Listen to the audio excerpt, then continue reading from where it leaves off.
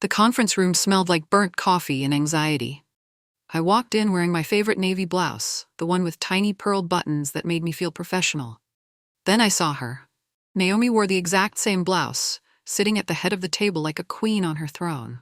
Her eyes narrowed when she spotted me. "Well, well," she said, voice dripping honey over poison. "How adorable. Someone didn't get the memo about originality." The clients shifted in their chairs. My team avoided eye contact. Naomi stood up slowly, her smile sharp as broken glass. "Come here, sweetie, let's fix this little problem." My feet moved before my brain could protest. She grabbed my sleeve with manicured nails and yanked hard. The fabric split with a sound like a whip crack. Cool air hit my skin. The room went silent. My blouse gaped open, exposing my camisole underneath. Heat crawled up my neck as 30 pairs of eyes stared. Naomi's laugh tinkled like wind chimes in a storm. "There. Now we're not twins anymore." I wanted to scream, to fight back, to demand justice right there in front of everyone. Instead, I stood frozen like a deer in headlights, my professional reputation bleeding out through torn fabric. I stumbled to the bathroom on shaking legs. The mirror showed the damage, a jagged tear from shoulder to elbow, 4 small puncture marks where her nails had dug in. Blood dotted the fabric in tiny red crescents. I took photos with trembling fingers. The timestamp read 10:47 a.m., October 15th. Evidence, I told myself. This was evidence. I emailed the pictures to my personal account, then forwarded them to HR. The automated reply said they would respond within 48 hours. Back in the conference room, Naomi was already presenting my quarterly analysis like nothing happened. She used my charts, my data, my 3 weeks of research. "As you can see," she gestured to the screen, "our team has been incredibly productive." The clients nodded, impressed. My torn blouse hung loose under my cardigan. I sat in the back corner, invisible and humiliated. When the meeting ended, Naomi caught my eye and winked. "Accidents happen," she said loud enough for others to hear. "We all need to be more careful, don't we?" I wrote down every word in my phone. Names, times, witnesses. If she wanted to play games, I would learn the rules. My mother always said that bullies count on silence to protect them. Well, I wouldn't be silent anymore. HR scheduled a meeting for Thursday afternoon. Beverly from Human Resources sat across from me, stirring sugar into chamomile tea like we were having a friendly chat. "These things can be so stressful," she cooed, not quite meeting my eyes. I showed her the photos, the torn fabric I'd saved in a plastic bag, the witness list from the meeting. She nodded and typed, her fingers barely touching the keys. "I'm sure there's been some misunderstanding," she said, the words sliding out like she'd practiced it. "Naomi spoke so highly of you during our conversation." My chest tightened. They'd already talked to her first. "Perhaps you'd like to take tomorrow off, clear your head a bit?" Beverly's smile was all teeth and no warmth. She handed me a pamphlet about the employee wellness program. "And let's keep this between us for now. We don't want any unnecessary drama." I walked back to my desk, clutching the pamphlet, feeling smaller with each step. My computer showed 3 meetings had been removed from my calendar. My current project was now assigned to someone else. The message was clear: stay quiet or disappear. I realized then that HR wasn't there to help me. They were there to protect the company from liability. Naomi was valuable, I was replaceable. Within a week, I became invisible. Naomi reassigned my accounts to junior staff, claiming it would help with my workload. My desk got moved to the back corner near the noisy printer. In meetings, conversations stopped when I entered. Someone had spread a story about me having a breakdown over a wardrobe malfunction. The version I heard in the bathroom was that I'd screamed at Naomi over a simple mistake. I started carrying a notebook everywhere, writing down who said what and when. The lunch invitations stopped coming. My suggestions in meetings got ignored or credited to someone else. Naomi would pat my shoulder in front of others, saying things like, "We all have tough days, honey." Her voice oozed fake concern, while her eyes stayed cold as winter. I applied to 5 other companies that week. 3 never responded. One said my references had raised some concerns. The 5th scheduled an interview, then canceled the day before. Someone was making calls. Naomi had connections everywhere in our industry. I was trapped, and she knew it. But traps work both ways. Every chess move she made, I memorized. Every ally she counted on, I noted. She thought she was playing against a victim, but victims could evolve into something much more dangerous. I volunteered for the boring jobs nobody wanted: expense reports, vendor reviews, file organization. So helpful. Naomi cooed in front of the team, finally finding your niche. I smiled and said nothing. The grunt work gave me access to everything: contracts, invoices, email chains, approval processes. I learned the hidden systems: who signed what, when money moved, which vendors had the strangest paperwork. One invoice caught my attention: $8,247 for client entertainment at a restaurant I'd never heard of. The receipt looked perfect, too perfect. The fonts matched, the layout was flawless, but the restaurant address led to a vacant lot. I checked 5 more entertainment expenses from that month, all from places that didn't exist, all approved by Naomi, all paid to the same bank account. My hands shook as I copied the account numbers into my personal notebook. This wasn't carelessness. This was theft. Naomi wasn't just a bully, she was a criminal. And criminals always leave trails when they think no one is watching. My father used to say that the devil lived in the details. He was right. Naomi's devil was about to be exposed, one receipt at a time. Beverly scheduled another informal chat 2 weeks later. This time, Naomi joined us, along with someone from legal whose name tag read, Compliance Officer. The room felt smaller with 3 of them staring at me. "We want to make sure you're settling in well," Beverly said, arranging her papers like playing cards. I described the torn blouse again, sticking to facts and dates. When I mentioned the fake invoices, the compliance officer's pen stopped moving. Naomi leaned forward with practiced concern. "It sounds like you're under a lot of stress. Sometimes our minds play tricks on us." Her voice was soft, sympathetic, designed to make me sound crazy. "Perhaps we should discuss a medical leave?" Beverly nodded eagerly. "We want what's best for everyone." I forced my voice to stay level. "I'm fine. Just doing my job thoroughly." The compliance officer made a note. Naomi's smile tightened just a fraction, so small I almost missed it. They gave me another wellness pamphlet and dismissed me with promises to look into everything. In the hallway, the compliance officer caught my arm. "Be careful," he whispered, then walked away quickly. Those 2 words carried more weight than all of Beverly's fake sympathy. Someone else had noticed Naomi's games too. The quiet accountant from legal found me by the copy machine a few days later. Her name was Penny, and her hands always had ink stains from her favorite pen. "She did something like this before," Penny whispered, glancing at the security camera. "Different person, smaller scale." She slipped me a post-it note with an address. This might help. That night I drove to a strip mall 20 minutes from the office.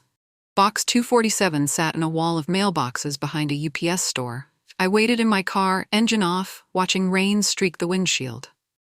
At 6:30 p.m., a man in a baseball cap collected mail from several boxes, including 247.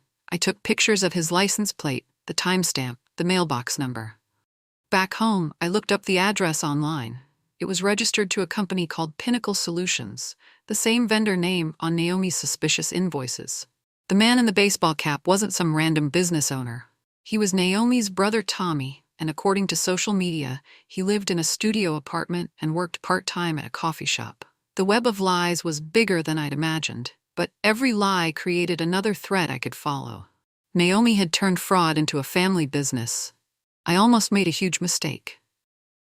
My finger hovered over the forward button on an email containing vendor payment schedules. The urge to send it to my personal account burned like fire in my chest. Then I remembered the compliance officer's warning. They were watching, waiting for me to slip up. I closed the email and opened a physical notebook instead. Page by page, I recreated the payment patterns using only information I could legally access: public business registrations, meeting notes from my own files, approved invoices I'd processed myself. Every entry was clean, traceable, legitimate.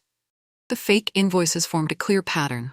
Always submitted on Sunday nights, always from the same fake restaurants, always approved by Naomi on Monday mornings before anyone else arrived.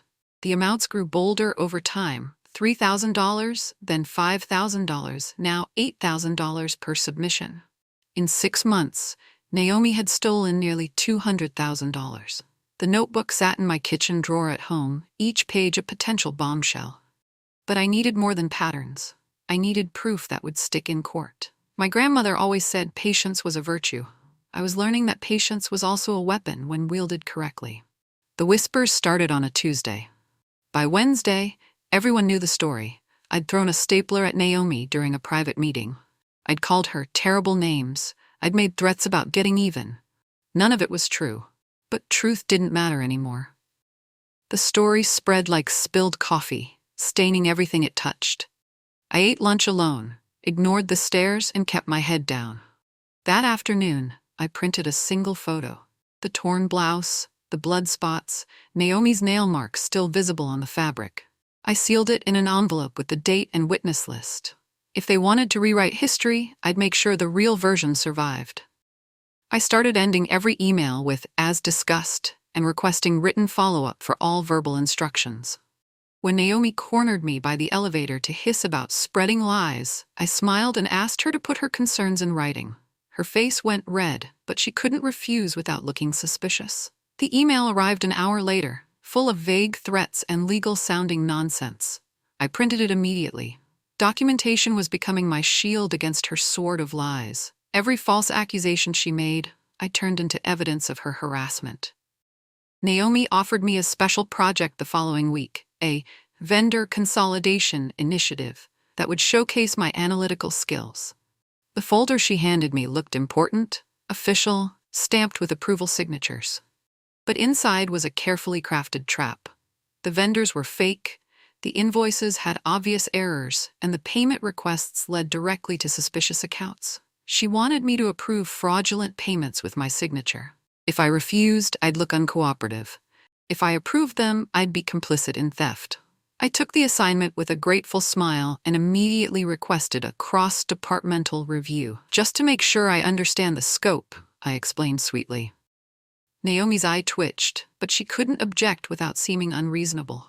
The review meeting included procurement, finance, and legal representatives. When I casually asked for updated W-9 forms from the vendors, the room went quiet. One vendor's phone number connected to a pizza place. Another's business license had expired 3 years ago. Naomi sat frozen, her perfect smile cracking at the edges. She'd tried to make me her accomplice, but instead she'd exposed herself to half a dozen witnesses. The trap had backfired spectacularly. 2 weeks later, Beverly called me into HR again. This time she had a list of complaints. I was being disruptive, asking too many questions, slowing down important initiatives. Naomi sat beside her looking disappointed but forgiving. "We hate to do this," Beverly said, "but several colleagues have expressed concerns about your attitude." I opened my folder and spread the papers across the table like a winning poker hand.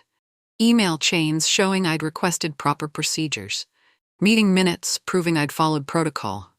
The vendor review documentation signed by 3 departments. Beverly's mouth opened and closed like a fish. Naomi's hands clenched into fists under the table. "I'm sure this is all a misunderstanding," Naomi said finally, her voice strained. It was a misunderstanding, just not the kind she expected. That night, I drove past the mailbox location again. Tommy was there, collecting envelopes with his usual routine. But this time, I wasn't alone in the parking lot. A man in a dark suit was taking pictures from a different car. The investigation had begun. I wasn't the only one watching Naomi anymore. Professional investigators were building their own case, and they had resources I could only dream of. At the quarterly client dinner, something interesting happened. Mr. Peterson from our biggest account mentioned a duplicate payment his company had received. Some community outreach program, he said, cutting his steak. Got charged twice, told not to worry about it. I stirred my water and asked casually, was it processed through marketing? His fork paused halfway to his mouth. Exactly those words. How did you know? Naomi was 3 seats away, laughing at someone else's joke, but I saw her shoulders stiffen. After dinner, I made notes in the parking lot. Date, witness, exact phrases. Naomi used the same script for every scam. Community outreach, marketing processing. Don't worry about it. Lies always leave patterns when people get comfortable telling them. The next morning, I researched community outreach programs in our company database. Officially, we didn't have any. But the invoices kept flowing, the payments kept processing, and Naomi's fake charity work kept filling her brother's bank account. Her confidence had made her sloppy. She'd been using the same lies for so long that she forgot other people might remember them. Memory was becoming her biggest enemy. The client's anonymous compliance hotline was buried deep in their vendor portal, 3 clicks past the payment schedules. I stared at the form for 10 minutes, cursor hovering over the submit button. Anonymous reports welcomed. Evidence required, retaliation prohibited. My hands sweated as I assembled the package. Public business records showing Pinnacle Solutions was fake, photos of the mailbox operation, timestamps of fraudulent submissions, quotes from the client dinner conversation. Everything traceable to public sources or my own legitimate work. No stolen files, no hacked emails, nothing they could use against me. The envelope went into a drop box across town at 11 p.m. on a rainy Thursday. I drove home with my heart hammering, feeling like I'd lit a fuse on a bomb I couldn't defuse. 2 days later, the client's audit team sent our company a routine vendor compliance review request. It wasn't routine at all. I'd crossed the Rubicon. There was no going back now. Naomi had forced me to choose between my career and my conscience. She'd picked the wrong person to corner. Some people break under pressure. Others become diamonds. Nothing happened for 3 weeks. Then everything happened at once. The auditors arrived on a Tuesday morning with briefcases and serious expressions. Standard compliance review, they announced. But their first question was about community outreach programs. Naomi handled it smoothly, pulling files from her cabinet like she'd been expecting this. "We're very committed to community engagement," she said, her voice confident and clear. But when they asked for event photos and attendance records, her confidence wavered. "We're still compiling those materials," she said. The auditors nodded politely and requested bank records for all community-related payments. Naomi's smile became wooden. "That might take a few days." They said they'd wait. That afternoon, Naomi called an all-hands meeting about maintaining professional standards during audits. Her eyes found mine across the room. "Some people like to create drama," she said sweetly, "but we're all professionals here." The threat was clear, but so was her panic. I could see sweat on her forehead despite the air conditioning. Her usual commanding presence was cracking like old paint in the sun. Naomi's counterattack came the next morning. A formal complaint about my disruptive behavior and defamatory accusations landed on Beverly's desk by 8 a.m. My computer access was temporarily restricted pending review. My email account went dark. My project files disappeared into locked folders. I sat at my empty desk feeling naked and exposed, like the day she tore my blouse all over again. But this time I was ready. The employment lawyer I'd found through online forums answered on the first ring. "Don't touch any company files," she said firmly. "Document everything externally. And whatever you do, don't panic." Easy for her to say.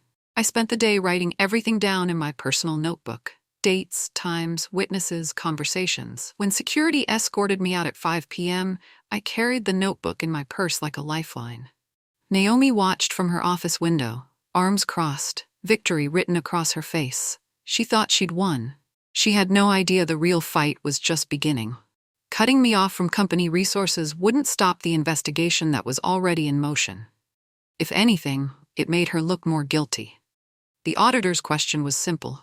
"This expense was submitted at 2:15 a.m. on Christmas Day. Can you explain the circumstances?" Naomi laughed lightly. "I often work unusual hours, dedication to the job." The auditor smiled back. "Of course, but security records show the building was locked and no one badged in that day." Naomi's laugh got a little tighter. "I work from home sometimes. VPN access, you know." The auditor made a note. "Could you provide the IP address logs for that submission?" The room went very quiet. Naomi blinked twice. Perfect composure, cracking like old paint. Is that really necessary for a routine audit? But it wasn't routine anymore, and everyone knew it. The auditor's smile never wavered. "We're just being thorough." That afternoon, Tommy's mailbox location was suddenly closed for maintenance. But the auditors had already photographed the contents and traced the bank deposits. The walls were closing in, and Naomi could feel them coming. Her web of lies was unraveling faster than she could weave new ones. Technology had created a trail she couldn't erase, no matter how hard she tried. Legal called me in for a meeting that felt like trap. 3 lawyers sat on one side of the conference table, my employment attorney on the other, and me in the middle, like a wishbone about to snap. "We've been informed you collected proprietary information," the lead counsel said, his voice formal and cold. "Do you have company files in your possession?" My mouth was dry as sand. "No," I said, and it was true. "Do you have documentation related to company business?" "Yes," I admitted. "Personal notes and observations." My lawyer leaned forward. "My client is a potential whistleblower under your own corporate policy. She has legal protections." The silence stretched like taffy. Legal exchanged glances, made notes, whispered among themselves. Finally, the lead counsel spoke. "We'll need time to review the applicable policies." Outside in the hallway, my lawyer squeezed my shoulder. "You threaded the needle perfectly," she said. "But stay alert. This isn't over." I nodded, but my hands were shaking. Threading needles was one thing. Not getting sewn up in the process was another. The company was trying to silence me before their own investigation exposed the truth. But they'd waited too long. The genie was already out of the bottle. The security footage from the Blouse incident mysteriously vanished. "System glitch," they claimed. "Happens sometimes with older servers." My heart sank until I remembered the team photo Carla had taken that morning for our Project Slack channel. She'd captured the before moment, me in the navy blouse, Naomi in the identical one, both of us looking polished and professional. The metadata showed the timestamp, location, even the camera make and model. It wasn't the tier itself, but it proved we'd worn matching outfits that day. I sent Carla a coffee gift card and a thank you note. 2 days later, she forwarded the original photo file with all its digital fingerprints intact. If they wanted to erase the evidence, I'd create new evidence. Truth had a way of leaving traces everywhere if you knew where to look. The photo joined my growing collection of documentation, each piece a small insurance policy against Naomi's lies. Every time she tried to rewrite history, I had facts to contradict her fiction. Technology was my ally in ways she hadn't anticipated. The auditors requested site visits to verify vendor locations. Pinnacle Solutions provided an address, but when investigators arrived, they found an empty office building with "for lease" signs in the windows. The registered phone number connected to a voicemail that never got returned. Tommy's mailbox business shut down completely, leaving a forwarding address to a P.O. box in another state. But it was too late. Bank records had already been subpoenaed, showing regular deposits from our company to accounts controlled by Naomi's relatives. The paper trail led from fake invoices to real bank accounts to luxury purchases that didn't match Tommy's coffee shop salary. Naomi started wearing flats instead of heels, claiming foot problems. She stopped making jokes in meetings. Her confident smile became strained around the edges. Everyone could smell the change in the air, that metallic scent that comes before lightning strikes. The predators had become prey, and the hunt was almost over.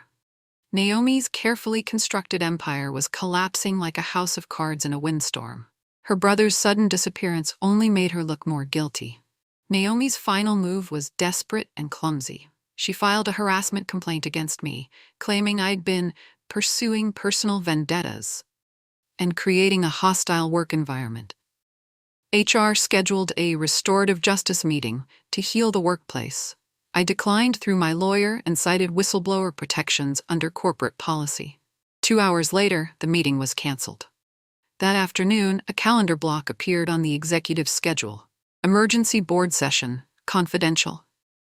No invitation for me, of course, but I could hear the murmur of serious voices through the conference room walls. I took a walk around the block to clear my head, feeling the city pulse under my feet like a giant heartbeat. When I came back, the murmur had turned into raised voices. Someone was shouting. Someone else was crying.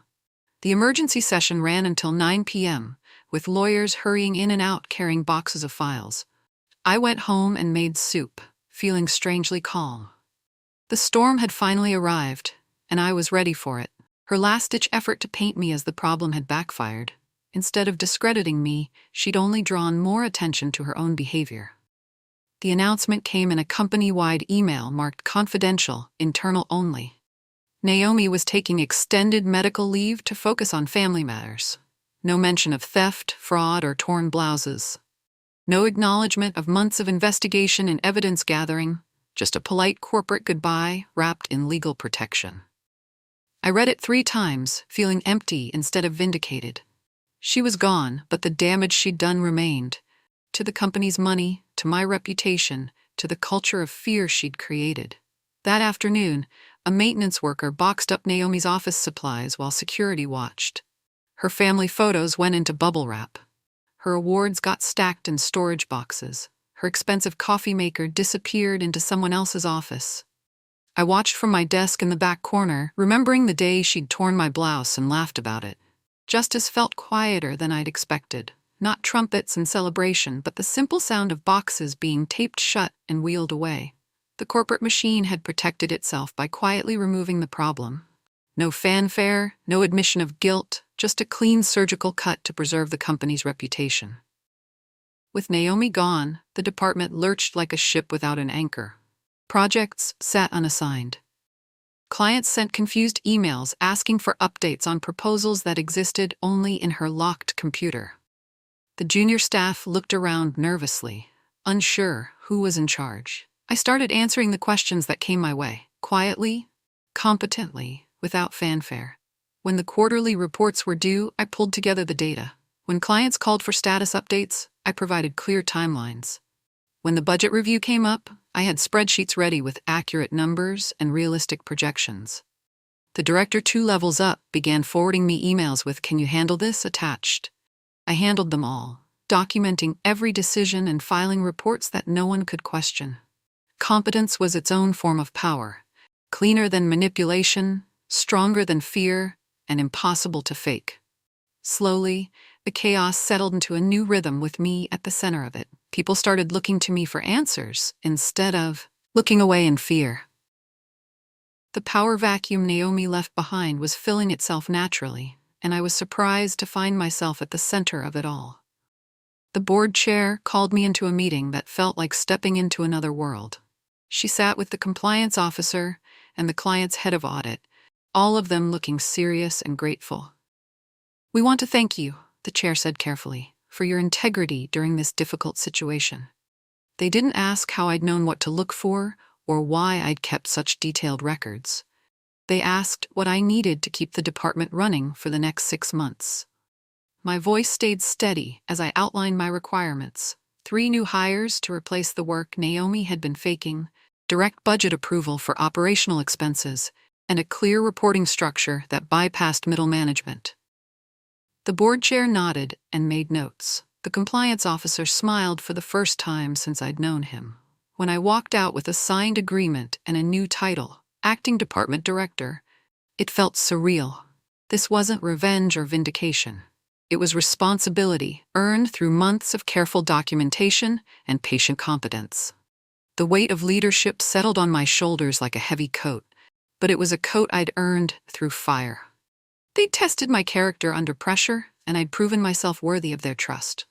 The scared woman who'd had her blouse torn in front of everyone was gone, replaced by someone stronger. The final audit report was 50 pages of dense language and redacted details, but one line stood out in black and white. Systematic presentation of vendor relationships resulting in fraudulent payments, totaling $247,000. The number was higher than my estimates. Naomi hadn't just been stealing. She'd been stealing boldly, confident that her position protected her from scrutiny. The company recovered most of the money through insurance and legal action. Naomi faced federal charges that made the local business news. Her brother Tommy cooperated with investigators and received probation. The client renewed our contract with enhanced oversight provisions, the same ones I drafted during the investigation. We gathered the entire department in the conference room where everything had started. I looked at the table and remembered the sound of fabric tearing, the feeling of cold air on exposed skin, the shame that had burned in my chest. My hands didn't shake anymore. "We're going to do things differently now," I said. "No favoritism, no bullying, no cutting corners." Heads nodded around the table. Someone exhaled deeply. The room felt lighter. The transformation was complete. From victim to leader, from silenced to heard. I'd learned that sometimes the most powerful response to cruelty wasn't revenge, but becoming everything your tormentor never expected you to be. On a quiet morning 6 months later, I took the torn blouse from my desk drawer, where I'd kept it as evidence. The navy fabric still showed the jagged tear, the small bloodstains from Naomi's nails, the memory of that terrible day. I could have framed it as a trophy or burned it in ceremony, but neither felt right. Instead, I took it to Maria's alteration shop on 5th Street. She examined the damage with professional eyes. "Whoever did this," she said, shaking her head, "didn't understand fabric. This is fixable." Her needle moved in precise, careful stitches, creating a seam that was stronger than the original weave. When I put the blouse on again, it fit perfectly. No gaps, no weakness, no reminder of the violence that had created the tear. I wore it to work the next day, walking past the conference room, past HR's office, past the corner where Naomi's desk used to be. No one stared. No one whispered. The promotion letter had arrived the week before. Department director, permanent position, with a salary that reflected my actual contributions. Naomi had tried to tear me apart, but all she'd really done was teach me how to stitch myself back together stronger than before. The blouse became a symbol of transformation. Proof that what's broken can be mended, what's torn can be made whole, and what's meant to destroy you can instead become the foundation of your strength.